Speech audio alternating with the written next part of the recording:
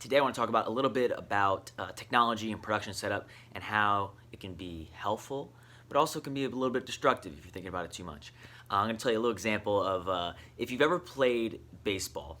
Well, you've ever played sports, but you've ever played baseball as a concrete example that I'm going to pull from is oftentimes when you're growing up, especially when you're using aluminum bats, there's usually the bats that are marketed the best and have the higher price points are usually the bats that people want.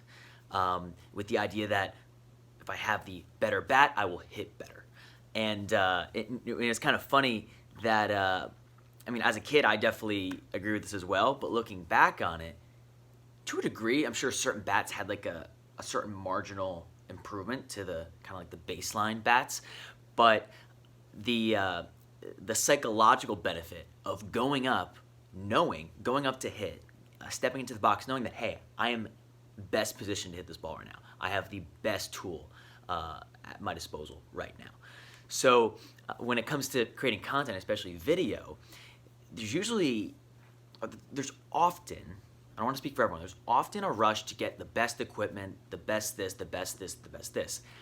And I think how it works a little differently from equipment in sports, and I'm using the baseball bat example, is if you have really good equipment when you're creating content, it's also pretty confusing to set up. It's also pretty intimidating to get going with.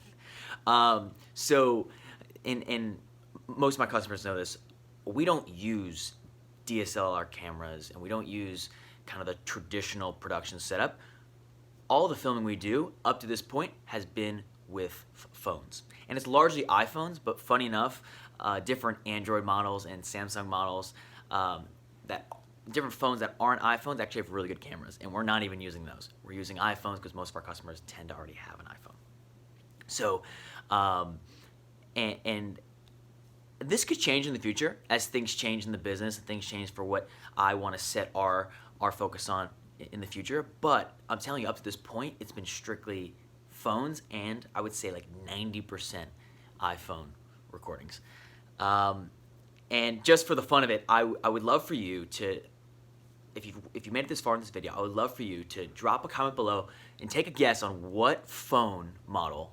And I'll give you a hint. It is an iPhone, but guess what iPhone number this video is getting filmed on. It could be a cool conversation and a way to kind of see what's possible with creating content, especially video. If you feel like you don't have the right tools to get going, I would argue that you probably do have enough.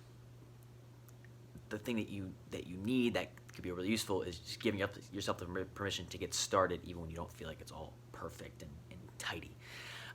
So I'm gonna wrap this video up for today. I talked a little bit about production setup, and kind of the drawback of it. I said in the beginning I was going to talk about the good and the bad. I kind of mostly focus on the bad of it in this one. The part of the good that that could be useful is that when you're looking towards the future, things could change in the future in terms of higher production setup, softwares, different workflows and systems and all that.